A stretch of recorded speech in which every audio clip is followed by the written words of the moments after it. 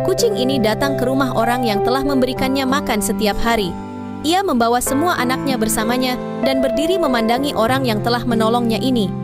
Ia seperti ingin memperkenalkan anak-anaknya kepada orang baik hati ini, karena berkatnya anak-anak kucing dan dirinya bisa mendapatkan makanan yang bergizi setiap harinya. Ia pun lalu mengajak anak-anaknya semakin mendekat dan berkenalan dengan orang ini. Wah, kucing pun tahu cara menghargai pertolongan dari seseorang ya. Yang kagum sama hewan ini like dan komen